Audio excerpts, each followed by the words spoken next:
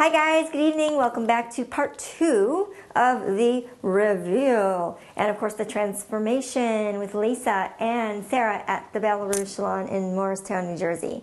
I am going to be talking to Sarah more about technique right now. We're going to do a half and half, you know, like when you see on TV where you do the face here and one side here and one side here. It's actually a really good tool, you guys, because if you see what you've done wrong, you'll see what you need to do to go make it right. So I'm going to go back over here. Let's see what they're doing. We're going to get some great info for you, and follow me. Okay, so what are we doing here? So right now I'm just working on her eyes. Okay. I always like to do the eyes before I do her foundation. Just so you can Does this prep work? No, right now I'm actually going into the color. Applying. Okay, so yeah, so I'm going to be using some neutral colors, but I'm going to make them a little bold so you still have that natural look. Is this look. a night look or is this a day look? This is going to be a day look. Okay. But a bolder day look. Something so you have makeup on, but it doesn't look like you're going out. But also the kind of look that if you just added a little bit more, you could make it into a night look. So you kind of giving her the option of working with the same colors so it's not too overwhelming, especially since this is something that she's new into. Because she cannot look sexy. She cannot. No, for her job. She has to look professional. Yes. She works in a special facility where she cannot look sexy. I cannot say any more. I'm under an oath of silence. I'm a pharmacist, but I can't. She's a pharmacist in a special place where people can come in, but they can't get out. That's all I can talk about right now. Thank you. And they can't get out with locked doors, and I can't tell you anymore. And it's far away, and there's a gated community with police, but I can't tell you anymore. And she can't look everybody got sexy the point there. now. So these colors would actually be keeping a perfect. secret. I have a shirt that says I can't keep a secret because it's true. I mean, I can't. Do you want to tell me any secrets? I've done makeup secrets. Makeup secrets? I better not talk to you anymore. I don't think anyone's going to talk to me after this show. No, I'm just kidding. All right, so if you're over here, we're finishing up the eye, and it looks like you're doing a little bit. And can you move your arm just a little bit, because I want my viewers to see how you're lifting the brow. Yes. And it does make people appear to be more awake, especially if there's darkness around the eyes. It looks like you did a really good job of kind of eliminating that. If you guys do a kind of a half and half here, yes. do you usually, when you do your foundation underneath the eye, like they don't know the brow bone, but cheekbone starts up here, do you use generally a couple different types of foundation? Is there anything people can do at home? Because I know a lot of people get frustrated because they're like, I have to buy so many things to make it look like they did it Sun. So what do you do when you send them home so that they don't go crazy with all of these different types of things? Get too overwhelmed with too many things. So I always like to, I mean, it also depends on, you know, how dark somebody has the dark circles under their eyes. If it's not as bad, then you wouldn't have to use as much.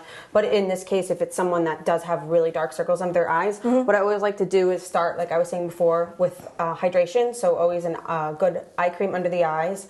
And then I like to go with a concealer and then a highlighter on top. Okay. The concealer is just to reduce the darkness. Okay. And the highlighter, which would be any type of light foundation or any type of cream-based light concealer you want to use so it doesn't build up and it doesn't look heavy under the eyes. Awesome. I have a sassy tip. Woohoo! Okay, so ladies, or anyone decides to wear makeup for that matter, what I learned when I went to beauty school, one very important tool that you guys want to learn. You go to a salon, you purchase makeup, you bring it home. You number it. Number 1, this is what you put on first. Number 2 is what you put on next. And number 3, please ask your stylist, your makeup artist, anybody that you're working with. If you're talking about skincare, make them do a 1 through 4. It'll keep it very easy for you. You won't have to guess what comes next, and it'll make things less stressful. Just a tip from me to you. Back to you, Sarah. This is looking really good. Yeah. I like to use a light color on the lid and a little bit of a crease because it gives it more dimension and it actually brings out her eyes much more. It's going to give her the illusion of having a larger, more almond-shaped eye. Oh, I love that. She has. Okay, so we're going to actually head off for a commercial break. And I love this. This is getting really exciting. We're starting to get her together. Exciting. We're going to head over for a commercial break. We'll be back and hopefully see more of Sarah's transformation on Lisa, and we'll see you in a few. Okay. Hi guys, welcome back to Get Sassy. I'm your host Samantha, And we're here at the Belle Rouge Salon, and we're waiting for the instant reveal. Sarah right now is going to give us a sample of kind of the half the face. That's a good way to put on makeup at home, ladies, because you kind of get an idea of what one look is opposed to another and see what you've done wrong. I don't know, Picasso, one side always looks different than the other, so it's actually a really good way to kind of get things, especially with the eyebrows and eyeliner. Those are areas where, ladies, we don't always get it right. So I think by using something in the middle here, I think that's a really good tool, right? Is that what you generally do with your clients? You kind of show them something in the middle, Yes. and then it's like Dr. Evil, Dr. Beautiful, Exactly. Evil, beautiful. Because it gives people like the Yay. perspective of just like the difference, because you don't really see unless you see, like, you'll see the whole face done and you'll be like, okay, wow. But if you see half, then you'll really Yep. see So I'm going to the cover full up. effect. Sorry, Lisa. I'm going to poke Lisa in the eye here. I want you guys to see this because this looks awesome. Okay, so basically, this is kind of a good canvas look to cover up that look, but this, I mean, this is totally different. Totally. And if you guys look here, I'm sorry about this, everybody. Look at that. It's amazing. That and that. Before, after. After, before. This looks fabulous. Yes. that's So beautiful. tell us a little bit more about what you did. We talked about the highlighting. We talked about the cheekbone. Yes. And I noticed that you used something very subtle. So I'm assuming that's daytime, right? Yes. So this, like I was saying before, this could be a daytime look, but also like I did a little bit more dramatic. Yeah. This is something that you could also do at night too. You just add a little bit more boldness to it. So what I did with the eye is the colors that I used, if you just close your eyes for a second, they're very neutral colors. It was a light like beige mist color on the lid, And I and then noticed a that- neutral brown in the crease. Are those her lashes? These are actually false lashes that I put That on looks her. They're sassy. natural looking, Ugh. but they give her that length. So there's She not as doesn't much. look like a spider. Yes, exactly. So they're enough that you go out, they look gorgeous, but they're not too much that if you did wear them during the day, they'd look like you were going, overboard. This looks So, fabulous. yes. How do your eyes feel? Heavy, or do you feel just No, natural actually. Yeah. Yeah. That's And great. this is Very not natural. something that's so drastically different, but you can tell just by some of the corrective work that you did. Her skin looks flawless. Beautiful. Absolutely beautiful. And the Totally color, the lip flawless. color, I really love. I think it just kind of put the whole makeup look together. It's like kind of like a warm rose color, and that's actually really popular right now for the winter. It's a really popular color everyone's using. I love that color in you. So let's do a Okay. quick What review. What other colors would look good on me other than You could do on the lips? yes. Say. Like maybe like nudes, like a warm nude would be really, really pretty. If you did like a warm nude with like a gloss or something, that would be really nice too. Right. Yeah. So I want to stop you right here, but I just want to kind of walk through what we've done so far here. So for the viewers at home, again, getting frustrated because you can't do this, and you get frustrated, you go to a salon. This happens to me all the time, ladies. I go crazy too. You know what?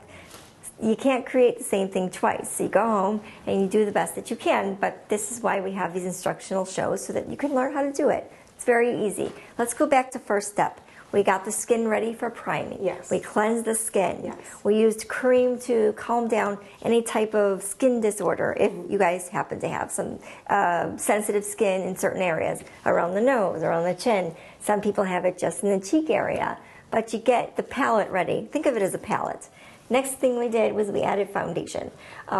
We actually did a type of concealer first. And which ones did you use for her? And can you walk me through this? So what I did was I went over with the concealers. I used a color that was very similar to her skin tone. Okay. Which is Now, how does somebody tell what their skin what tone their is? skin Is tone it the is. neck? Because I see women that have, again, beautiful, but this line Line, here, the and I line, want to come up yes. to you guys and wipe it off. So that huge thing with that is a lot of people either they're getting the right color but they're not blending it enough in, and everyone, you have to remember not to be afraid to Yep. blend into the neck. Like you always, just because you're putting makeup on your face, you don't want to just stop it at the chin. You want to go all the way down into the neck Yep. because your neck needs it too, so it all looks like one and even and palette. also the décolleté. If you Yes. have, I use a lot of Sunspots or bronzer. anything like that, Yeah, yes. bronzer. That you always want to make sure your neck and your Chest. face, neck, chest, face kind of all work together. Exactly. Because if you have a V-neck or something that shows this,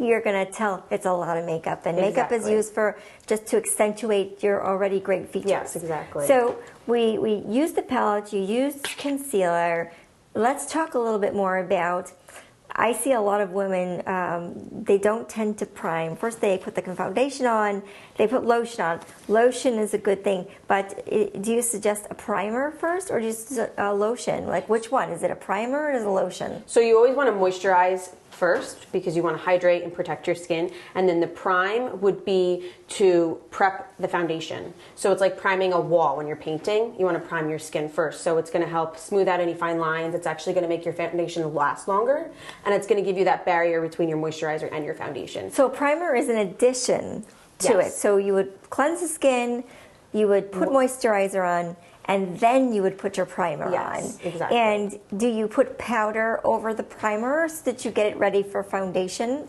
You prime and then you would do your foundation. Your Okay. powder would be like your But this set. could be the mineral, that's what I'm saying. Right now we have the craze with mineral Mineral makeup, makeup, yes. and they're saying you can use it for As airbrush, yeah. you can use it wet, you can use dry. For someone like herself, she might be a really good candidate for mineral makeup. Yes. I know for myself, liquid makeup for me, I want to like, Yes. I'm sure you guys know that feeling where you feel very heavy. If somebody has oily skin, are you still going to tell them to use a moisturizer and a primer? Yes. Because a makeup isn't that, if they have extremely oily skin, your foundation might start. Right. So that's kind a huge thing that a pulling lot of people apart. get confused is they feel like, okay, I have oily skin, so I shouldn't moisturize. But the problem with that is if you don't hydrate your skin actually produces more oil because Yes. it's being dehydrated. So what you want to do is you want to use an oil-free moisturizer. Or a gel, right? Or a gel moisturizer. Gel moisturizers are Yes, great. that's exactly. Yes, to help hydrate your skin but balance out the moisture, the oil production. So you always want to still moisturize, and you can use liquid foundations if you are oily, but you want to use a matte. Right. So matte would be the way to go if you're going to be in the oily and liquid Right. foundation. I think that's right now. Yeah. After you're done putting on the foundation, do you suggest putting powder on in between the different things just to kind of keep, again, matte? Yes. So if you put the primer on, you have your foundation on, you powder then, right? You would do after Hold the it in primer. place. You would after the primer. You would go ahead and do your conceal, your foundation. Then you would put powder on to set that. And then if you had to do anything additional, like add more contouring or add more anything like that. I'm going to turn your face Yes. ever so gently. I want to show my viewers that this, I mean, really, if you guys remember, and we'll show a picture while we're talking here, obviously you guys can see it again. There really is a true difference. I mean, this even whitened her teeth just by the color of the lipstick, and this is pretty natural. But if you look at this, and Lisa, if you would turn your head, please, thank you. You can tell, ladies, there is a huge difference. She has some discoloration, I think maybe melasma. When you have children, you guys destroy our skin. It's everything that comes with it, brain cells too. Right? We'll all end up in the loony bin. Rah!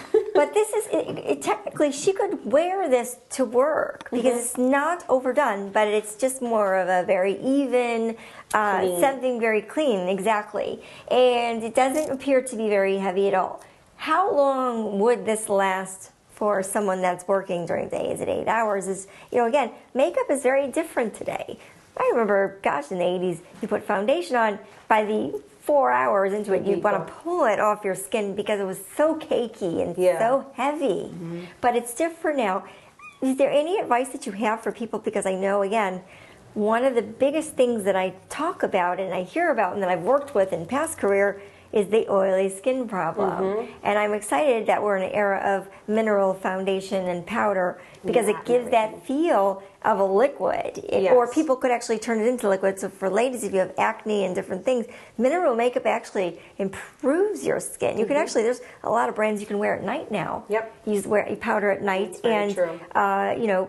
Those are things that you can get your skin ready again for the next day and calm down a lot of the activity if you have the sensitive skin. So that's very good. All right, here's what we're going to do. I'm going to let you finish off because I want to kind of get that through that reveal. We're going to have one more reveal. We're going to go then into hair and show people some things about such as yours, curly hair, Shine, the new oil, the Basoo oil, learning a little bit more about that. We're going to talk about on days where maybe she might want to put her hair and leave it curly, how she can keep her hair looking healthy. So Awesome. again, I just want to, Lisa, I'm going to turn your head one more time here. We want to see just one more time. Can you show us just one more technique on how to get rid of some of the discolorations? Because I think an instructional at this point, if we keep it simple for my viewers, Yes. they will love you. Okay. So let's do, starting with number one. Just like you did here, can you walk us through it and put this on Lisa at the same time Yes. so we can see you doing it? This looks great. So what I'm going to do is I'm going to take the color correction palette, and I'm Okay. actually going to go in with the green, and I'm just going to take a little bit, and I'm just going to go into those, sorry. And green is technically the color that you would use very lightly, ladies, if you're looking. She's using, it looks much like a paintbrush. Yes. And you can actually use a paintbrush. They do have a lot Yeah, of they do. a lot of cosmetologists, a lot of makeup artists Yep. do use that because of the bristles and it being real. Mm-hmm. And it does make a difference whether it's false hair as opposed to horse mane or any of that, but having real fibers. Yes. So, are there any other colors on your palette there? There would be, is it purple and green that are for redness? Yes, the purple Okay. and the green. I could also go in with the purple if I wanted to. I could also do this the yellow a little bit under her eye to help diminish the dark circles. But So what I'm yellow's for darkness. It's like a voodoo. yes. A voodoo in there, right? But if you look here, ladies and gentlemen, whoever's watching, you can see that just a little part of the brush here.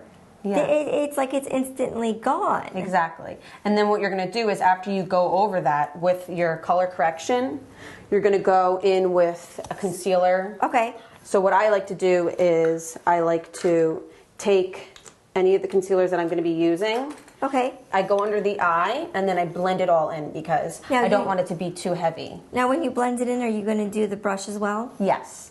So I've not seen this before. So the sponges, what do you think about those? Not as good as the What brush? happens with sponges, depending on what you're using, there are sponges out there like the Beauty Blender, which is a huge craze right now. That's a great sponge. But It's like a one on a stick, right? Exactly. I've been using that. That's It's kind of amazing. fun. But the regular sponges that you can get, at any of the pharmacies, I wouldn't highly recommend just because what they do is they absorb the product. Yes. Where the foundation brushes, they don't. They just sit on the surface, so you have more of availability of blending it in without wasting any product. Oh my gosh. So. So you technically are really painting a palette, aren't Yes. you? Yeah. No pun intended, right?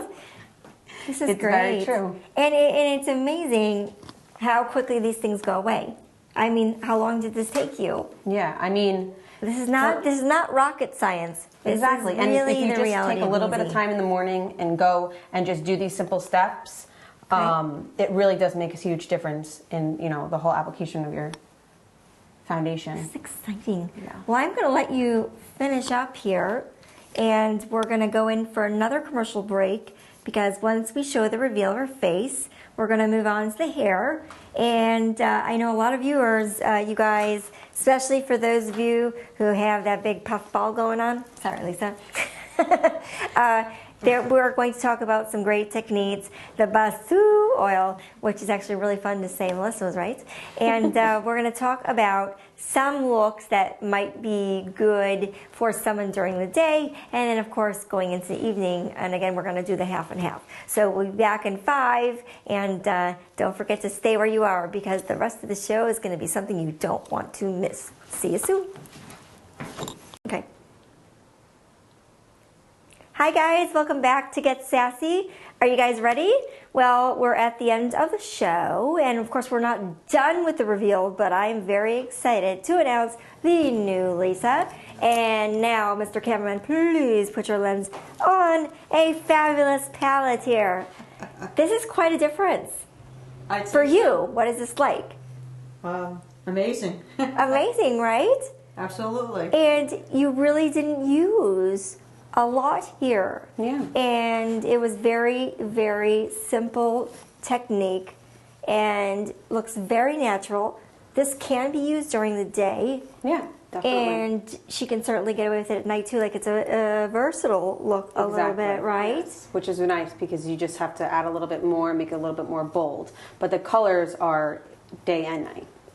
So Well, I'm most excited to see a new hairdo with Lisa and also to talk about some new products that are out for those of you who have really curly hair. We're going to talk about some technique, and then we're going to do a full reveal, obviously with Lisa, and showing you kind of everything put together. So with that being said, we'll see you guys tomorrow night. I know you guys want to see the finishing piece, so do I, but you're going to have to wait.